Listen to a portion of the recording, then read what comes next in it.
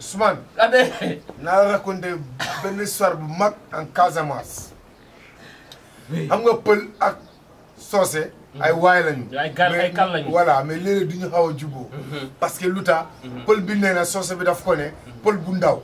joolaa bu ndaw séeréer bu ndaw mais soose bu mag. soose moom.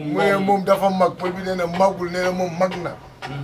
léegi ñaari pël yi Amadia ak moomu Saliou ñu ngi jaay madd ananas mango banaan ñu ngi waxtaan rek soose bi jóge fële mu ne Amadia sama xarit baa ngi ñëw di ñëw mu ne ko yow sa xarit bi duul rek fen rek kii du wax dëgg day wër rek di fen mu ne kii sama xarit la day wax dëgg nag mu ne mu ne salaamaaleykum maaleykum salaam na ngeen def jàmm rek Amadia ama Saliou ça va ça va mu ne na ngeen def ça mu ne est-ce que yëg ngeen feebar bu ñëw Afrique mu ne nani dégg nga kii fen rek mu ne ko no xaaral mu wax mu ne damay fen mu ne feebar ñëw na fii Afrique soo defee tissa juróom-ñaari yoon rek da ngay dee mu ne wax naa la kii fen rek la man mu ne damay fen bisimilah kon maa ngi dem soose bi tam de mu dem rek ñoom ñaari pël ñu ngi waxtaan rek moom Saliou ne tissa kooku mu ne ko soose wax na dëgg mu ne ko tissa mu ne ko voilà ñaar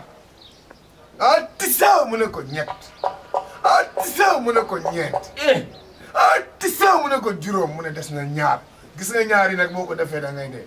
pël bi commencé. dañ lay ñàkk. waaw mu ne woyoo sama yaay sama pap yàlla dimbali ma ñaar yi bu mu ñëw fu muy noppi rek mu ne tissa xaritoo mu ne voilà léegi des na benn gis nga benn boobu rek soo ko defee da ngay dee. waa ji commencé jóg waa ji jóg rek mu ne mu bloqué mu ne alhamdulilah rabbil alamin aw na si ginnaaw kon bu awloon si ginnaaw day dee mais depuis mu aw si ginnaaw rek mu sant yàlla ci la jaar mu dund. waaw alhamdulilah rabbil alamin mi noonu la feebar moom ci ginnaaw rek tar muy dem rek alhamdulilah rabbil alamin